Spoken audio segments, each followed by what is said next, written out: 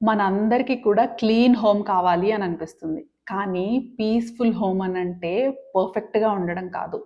నా ఎక్స్‌పీరియన్స్‌లో కొన్ని daily habits follow అవ్వడం వలన నా హౌస్ ఎప్పుడూ కూడా కామ్‌గా, పీస్‌ఫుల్‌గా, ఆర్గనైజ్డ్‌గా ఉంటుంది.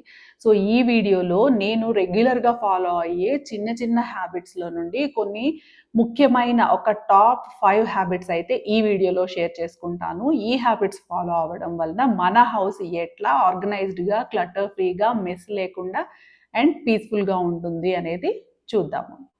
Welcome to simplify now. నేను మీ శ్రీలక్ష్మి. మన ఇంటిని, మన అలవాట్లని, మన జీవితాల్ని కలిసి సింప్లిఫై చేసుకుందాం. మన ఛానల్‌కి సబ్స్క్రైబ్ అయిపోండి. ప్రతిరోజు నేను ఫాలో అయ్యే హ్యాబిట్స్‌లో టాప్ 5 అన్నాను కదా! అందులో టాప్ 1 వచ్చేసి స్మాల్ రీసెట్ ఎవ్రీ టైమ్. నేను ఏదైనా రూమ్‌కి ఈ రూమ్ నుండి ఆ రూమ్‌కి అట్లా వెళ్తూ ఉన్నామే అని అనుకోండి. ఆ రూమ్ వదిలి బయటకొచ్చే ముందు కొన్ని పనులైతే చేసుకుంటానండి. ఒక్కసారి ఆ రూమ్ అంతా గ్లాన్స్ చేసుకుంటాను. ఏమన్నా మిస్‌ప్లేస్ అయిన ఐటెమ్స్ ఉన్నాయా అని అంటే వాటిని ప్లేస్‌లో పెట్టేసుకుంటూ ఉంటాను. 2 మినిట్స్ అయితే ఏ రూమ్‌కెళ్ళినా గూడా ఒక 1-2 మినిట్స్ అయితే టైమ్ స్పెండ్ చేసి రీసెట్ చేయడానికైతే చూసుకుంటూ ఉంటాను. రీసెట్ చేయాల్సిన అవసరం ఏమీ లేదు అనంటే హ్యాపీగా బయటకొచ్చేయడమే. కానీ ఏమన్నా అవసరం ఉందా అని చెప్పైతే నేను ఖచ్చితంగా చెక్ చేసుకుంటాను. కిడ్స్ బెడ్‌రూమ్‌కెళ్ళినా, స్టేషనరీ రూమ్‌కెళ్ళినా, అలాగే స్టోర్ రూమ్‌కెళ్ళినా, డైనింగ్ హాల్ అయినా, లివింగ్ రూమ్ అయినా ఎవ్రీవేర్ ఒక్కసారైతే నేను గ్లాన్స్ చేసుకుంటాను రీసెట్ చెయ్యాలి అన్న ఉద్దేశంతో. అప్పుడేంటంటే సోఫాలో పెట్టిన రిమోట్ తీసి టేబుల్ మీద పెట్టుకుంటాము. అక్కడున్న వాటర్ బాటిల్ తీసుకెళ్ళి బాటిల్స్ ఎక్కడుంటాయో అక్కడ పెట్టుకుంటాము. అలాగే చార్జర్స్ పెట్టేసి ఉంటే దాన్ని ఉండాల్సిన ప్లేస్‌లో పెట్టుకుంటాము. ఫోల్డ్ చేయాల్సిన క్లాత్ ఏదన్నా ఉంది అనంటే ఫోల్డ్ చేసి దాన్ని ఎక్కడ పెట్టాలో అక్కడ పెట్టుకుంటాము. సో, ఇదెట్లా అంటే వర్క్ జరుగుతూనే ఉంటదనమాట. మెయింటెనెన్స్ వర్క్ జరుగుతూనే ఉంటుంది. మనకి ఒక్కసారే బర్డెన్ అనేది లేకుండా ఉంటుంది. సో, హౌస్ ఎప్పుడు కూడా ఏ రూమ్ చూసినా, ఏ కార్నర్ చూసినా మనకొక పీస్ ఆఫ్ మైండ్ అనేది దొరుకుతుంది. సో, మనం ఎక్కువ పని చేయాల్సిన అవసరమే ఉండదు. ఇలాంటి స్మాల్ రీసెట్స్ తర్వాత చేయాల్సిన బిగ్ క్లీనింగ్ వర్క్‌ని అవాయిడ్ చేసేస్తాయి మనకి. Habit number 2, never leave empty handed. ఉత్త చేతులతో ఎప్పుడు కూడా రూమ్‌లో నుండి బయటకొచ్చేదే లేదు. ఏదో ఒకటి పట్టుకొని రావడమే అన్నమాట. ఏమన్నా దొరికిద్దా తీసుకెళ్ళడానికి అనేది కూడా వెతుక్కుంటూ ఉంటాం. ఒక్కొక్కసారి మనం బెడ్‌రూమ్‌లో కూర్చొని ఏదైనా వర్క్ చేసుకుంటూ ఉంటాం. మన ల్యాప్‌టాప్‌కో లేదా ఫోన్‌కి దేనికైనా ఛార్జింగ్ పెట్టాల్సొస్తది. అక్కడే పెట్టుకుంటాము. బట్ మన డివైస్ ఛార్జర్స్ అనేవి బెడ్‌రూమ్‌లో ఉండాల్సినవి కాదు కదా! సో, ఆ రూమ్‌లోంచి ఆ వర్క్ కాసేపు రిలాక్స్ అవ్వడానికి బెడ్ మీద కూర్చొని వర్క్ చేసుకున్నాము. అక్కడి నుండి వచ్చేసేటప్పుడు మన డివైస్‌తో పాటు ఆ ఛార్జర్‌ని మర్చిపోకుండా తీసుకొచ్చి అది ఎక్కడ ఉంటదో అక్కడ పెట్టుకోవడం అనమాట. ఇదొక అలవాటు. అండ్ మనము వేరే రూమ్‌లో కూర్చోవడము అట్లా వెళ్ళామే అనుకోండి, మన వాటర్ బాటిల్ ఏదన్నా క్యారీ చేసుకొని వెళ్తాము, వాటర్ తాగుతాము. బెడ్ మీద వాటర్ బాటిల్ ఉండే ప్లేస్ కాదు. బెడ్ పక్కన కింద పక్కనున్న సైడ్ టేబుల్ మీద ఆర్ షెల్ఫ్‌లో కూడా వాటర్ బాటిల్ ఉండాల్సిన ప్లేస్ కాదు. అసలు ఆ రూమే వాటర్ బాటిల్ స్టోరేజ్ ప్లేస్ కాదు కదా! మనం కాసేపు కూర్చునేటప్పుడు మన కన్వీనియన్స్ కోసం తీసుకెళ్ళాం. బయటకొచ్చేటప్పుడు ఆ బాటిల్ చేత్తో పట్టుకొనే వచ్చేసేయాలి. దాని ప్లేస్ ఎక్కడో అక్కడే పెట్టుకోవాలి. అలాగే మనము కాఫీ, టీ తీసుకునేటప్పుడు, స్నాక్స్ తీసుకునేటప్పుడు కూడా మరీ డిసిప్లిన్‌గా డైనింగ్ టేబుల్ దగ్గరే కూర్చొని తీసుకోవడం అనేది చెయ్యం కదా! టీవీ హాల్‌లోకెళ్ళిపోతాము, వేరే రూమ్‌లోకెళ్తాము, బాల్కనీలోకెళ్ళిపోతాము. అట్లా కాఫీ తాగుతాం. ఆ కాఫీ మగ్ అనేది అక్కడే వదిలేయకుండా ఒక్కళ్ళు చేయమని కాదు, అందరూ ఎవరి థింగ్స్‌ని వాళ్ళు వెనక్కి తెచ్చేసుకోవడం అనేది వాళ్ళ రెస్పాన్సిబిలిటీ. ఓకే. మన వాళ్ళు బిజీగా ఉన్నారు. పిల్లలు చదువుకుంటూ ఉన్నారు. హస్బెండ్ ఏదన్నా వర్క్ చేసుకుంటూ ఉన్నారు. ఆఫీస్ కాల్స్‌లో ఉన్నారు అన్నప్పుడు మనమైనా ఆ పనులు చేసుకుంటే తప్పే లేదనమాట. నీ పని నువ్వే చేయాలి. నీ వర్క్ అక్కడ పెట్టి ఈ పని చేసొచ్చి మళ్ళీ కూర్చో. అంత రెస్పాన్సిబుల్‌గా ఉండాలి అని చెప్పాల్సిన అవసరం లేదు. ఎవరికి ఎప్పుడు కుదిరితే అప్పుడు అట్లా. మనం ఏదన్నా అలా రిలాక్స్ అవుతూ ఉన్నామా, లేదా ఏదైనా వర్క్ చేసుకున్నామా అన్నప్పుడు పిల్లలైనా, ఇంట్లో వాళ్ళైనా మనకి ఈ పనులు చేసి పెట్టొచ్చనమాట. ఇట్లాంటి ఒక ఎన్విరాన్మెంట్ అనేది ఇంట్లో క్రియేట్ చేసుకుంటే చాలా పీస్‌ఫుల్‌గా ఉంటుంది మనకి. సో, ఎంప్టీ హ్యాండ్‌తో రూమ్ అనేది వదిలిపెట్టకుండా ఉండాలి అనేది నేను పెట్టుకున్న ఒక మెయిన్ హ్యాబిట్ అనమాట. ఇది చాలామంది ఫాలో అయ్యే హ్యాబిటే. ఆ రూమ్‌లో నుండి వెళ్ళిపోతుంటే, ఆ రూమ్‌కి సంబంధం లేని వస్తువులు ఏమన్నా అక్కడ ఉన్నాయి అనంటే వాటిని తీసుకెళ్ళిపోతూ ఉంటారు. సో, ఈ హ్యాబిట్ అనేది ఖచ్చితంగా మనం కంటిన్యూ చేయాల్సిందే. అప్పుడు మనకి ఎండ్ ఆఫ్ ది డే మనకి రీసెట్ చేయడానికి స్ట్రెస్ అనేది ఎక్కువ లేకుండా ఉంటుంది. Third habit, clean as I go. ఈ clean as you go, clean as I go అనేది మల్టిపుల్ ప్లేసెస్‌లో మనం అప్లై చేసుకోవచ్చు అనమాట. ఎలా అంటే ఇప్పుడు కుకింగ్ చేసుకుంటూ ఉన్నాము. అంతా అయిపోయిన తర్వాత మొత్తం ఒకేసారి క్లీన్ చేస్తాలే అని కాకుండా కుకింగ్ జరుగుతుంటే చిన్న మల్టీ టాస్కింగ్ లాగా చెయ్యగలిగితే, ప్రతి దాంతోనూ కాదు.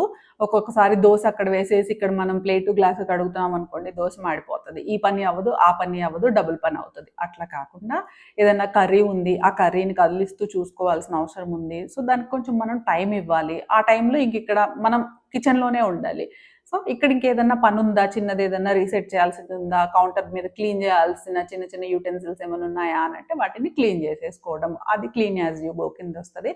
అక్కడ మనం మళ్ళీ ఎక్స్పెరిమెంట్స్ చేసుకోకూడదు, మాడిపోయే పనులు చేసుకోకూడదు. సో చాలా జాగ్రత్తగా మల్టీ టాస్కింగ్ చేసుకోవాలి. సో ఇలాంటివి చిన్న చిన్న clean as you go works చేసుకునేటప్పుడు కూడా మనకి తర్వాత ఎక్కువ క్లీనింగ్ అనేది లేకుండా చాలా రిలీఫ్ దొరుకుతుంది. ఇది కిచెన్లో కుక్ చేసేటప్పుడు యూటెన్సిల్స్ కడగడంతోనే కానే కాదు, మనము బ్రష్ అయిపోయిన తర్వాత మన సింక్ని మగ్ ఆఫ్ వాటర్తో వాష్ చేసేసుకోవడము, బాత్రూంలో బాత్ అయిపోయిన తర్వాత ఒక వైపర్ పెట్టేసుకొని ఫ్లోర్ని వైప్ చేసేసుకోవడము, బాత్ అయిపోయిన తర్వాత టవల్ తీసుకెళ్ళి బయట ఆరేసుకోవడము, ఇట్లాంటివన్నీ కూడా అన్ని ప్లేసెస్లో కూడా ఈ క్లీన్ యాజ్ యూ గో అనేది అప్లై అవుతుంది అనమాట. బెడ్ నుండి లేచిన వెంటనే బ్లాంకెట్స్ మడత పెట్టుకొని పక్కన పెట్టేసుకోవడం, ఎక్కడ పెట్టుకోవాలో అక్కడ పెట్టేసుకోవడము. ఎవరికి అలవాటు వాళ్ళకి ఉంది అని అనుకోండి, పొద్దున్న లేచిన తర్వాత బెడ్ మీద అలాగే బెడ్షీట్స్ అన్నీ, బ్లాంకెట్స్ అన్నీ ఉండకుండా వాటిని నీట్గా ఫోల్డ్ చేసి పెట్టేసుకోవడము అనేది కూడా క్లీన్ యాజ్ యూ గో కిందకే వస్తుంది మనకి. సో ఇలాంటి చిన్న చిన్న మెసెస్ అనేవి మనం ఎప్పటికప్పుడు క్లియర్ చేసుకుంటూ ఉన్నాం అనుకోండి, ఇంట్లో ఒక పెద్ద మెస్ అనేది క్రియేట్ అవ్వకుండా ఉంటుంది. ఇది ఒక మంచి హ్యాబిట్ మనకి, క్లీన్ యాజ్ యూ గో అనేది. So I follow clean as I go. 4th habit అండి, ఎప్పుడు చెప్పుకునేది ఎవ్రీథింగ్ హ్యాస్ ఎ హోమ్.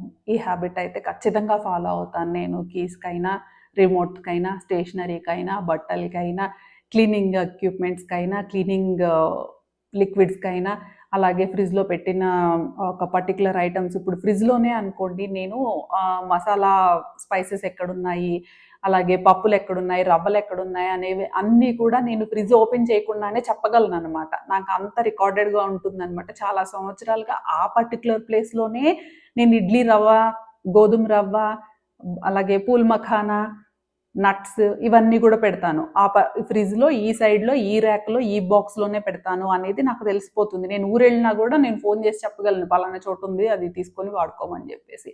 అంతలాగా ఉంటుంది. ఎందుకు అని అంటే ప్రతి ఐటెంకి ఒక పర్టికులర్ హోమ్ అనేది ఇస్తున్నాము అని అనుకోండి, కొన్నాళ్ళకి మనకు అలవాటు అయిపోతుంది అది ఆ పనులు చేసుకుంటూ వెళ్ళడం అనమాట. అప్పుడు మనకి పెద్ద హార్డ్గా అనిపించదు. ఈ కాన్సన్ట్రేషన్ కూడా మనకి హార్డ్గా అనిపించదు. కొత్తగా స్టార్ట్ చేసినప్పుడు కొంచెం ఆడ్గా అనిపించేది, హార్డ్గా అనిపిస్తుంది అనమాట గుర్తుపెట్టుకొని ఫాలో అవ్వడానికి. ఒక్కొక్కసారి మర్చిపోయామనుకోండి, అయ్యో మర్చిపోయామే అన్న గిల్ట్ ఫీల్ కూడా ఉంటుంది.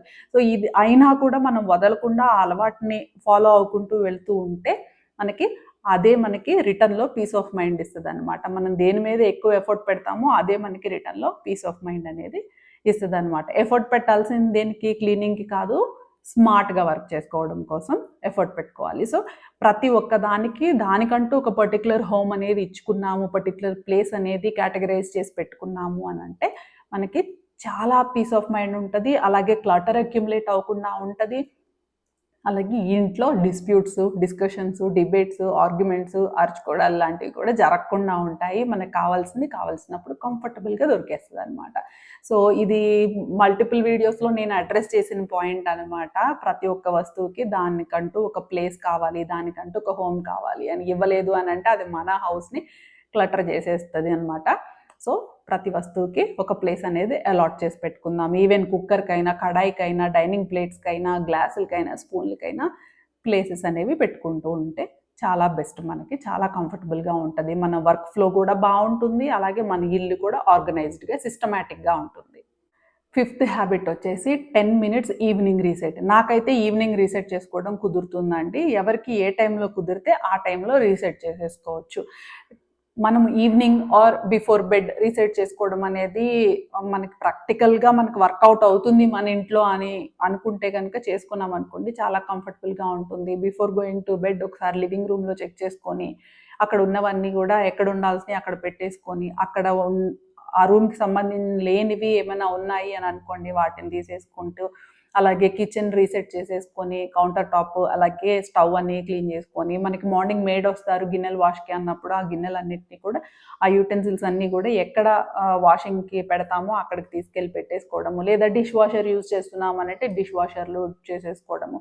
మనమే అని అనుకుంటే ఒక 10 మినిట్స్లో అయిపోయే పని అయితే ఆ గిన్నెలు కూడా వాష్ చేసేసుకొని ఫ్రెష్గా పెట్టేసుకుంటే నెక్స్ట్ మార్నింగ్కి మనకి చూడ్డానికి పీస్ఫుల్గా అనిపిస్తుంది ఇల్లు. అలాగే ఇలా ఎంగిల్ గిన్నెలు ఉండడం వలన కొన్ని జర్మ్స్, బ్యాక్టీరియా, అలాగే కాక్రోచెస్ ఇలాంటివి రావడం కూడా కంట్రోల్ అయిపోతుంది అనమాట మనకి. సో ఈ హ్యాబిట్ అనేది అవ్వకపోవచ్చు, ఏది చిన్న బేబీస్ ఉన్న మదర్స్కి కానీ, ఇంకా వేరే కమిట్మెంట్స్ ఉన్న వాళ్ళకి కానీ, లేట్ ఈవినింగ్ వర్క్ చేసే వర్కింగ్ ఉమెన్స్ కానీ అవ్వకపోవచ్చు before going to bed reset చేయడము అని అంటే కనుక. కానీ ఎంత వీలైతే అంత కొన్ని మరీ గిన్నెలు వాష్ చేసుకోవడం అనేది పెద్ద టాస్క్ కదా, night before going to bed గిన్నెలు వాష్ చేయాలి అని అంటే పెద్ద టాస్క్. కాబట్టి అది కాకుండా మిగిలినవి ఇంకేమన్నా చేయగలుగుతామా, బట్టలు మడిచి పెట్టేసుకోవడము, సీజర్స్, పిల్లలు వాడిన స్టేషనరీస్, టాయ్స్ అవన్నీ కూడా ప్లేస్ బ్యాక్ చేసేసుకోవడము. మరీ చిన్నపిల్లలని అయితే మనం అడగలేం, మనమే అవన్నీ వాళ్ళ టాయ్స్ అన్నీ కూడా తీసుకెళ్ళి టాయ్ బాస్కెట్లో పెట్టాలి.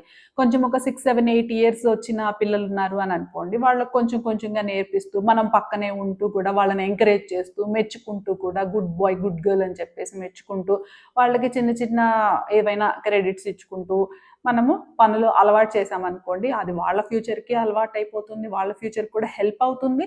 అండ్ మనకు కూడా మన ఫ్యూచర్లో మనము కొంచెం ఎనర్జీ తగ్గుతుంది కదా, రెస్పాన్సిబిలిటీస్ పెరుగుతాయి పనులు పెరగడం వల్ల. సో వాళ్ళకి మనం చేసిన ఆ హ్యాబిట్స్ అనేవి మనకి కొంచెం వర్క్ లోడ్ అనేది తగ్గిస్తాయి కూడా.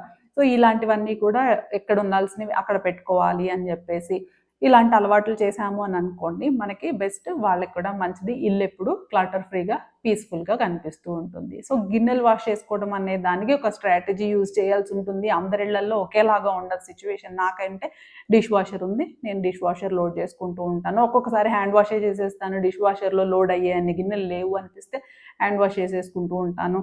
మెయిడ్ వస్తారు అని అంటే వాళ్ళ కోసం నెక్స్ట్ మార్నింగ్కి మనము పెట్టేస్తాము. మెయిడ్ వస్తారు, ఎక్కడ వాళ్ళకి క్లీనింగ్కి ఇస్తాము, వాళ్ళు అక్కడ క్లీన్ చేసుకుంటారు. సో సింక్ అనేది కొంచెం డ్రైగా ఉంచుకున్నాము అని అనుకోండి, ఎప్పుడు హైజీనిక్గా ఉంటుంది అనమాట మన కిచెన్. సో దానికి మనము టార్గెట్ చేసుకోవచ్చు. కొంతమందికి మనకి యూటిలిటీ ఏరియాలో వాషింగ్ ఉండదు, మెయిడ్ వచ్చినా కూడా మన కిచెన్లో మన సింక్ దగ్గరే నిలబడి వాష్ చేయాల్సిన అవసరం పడుతుంది.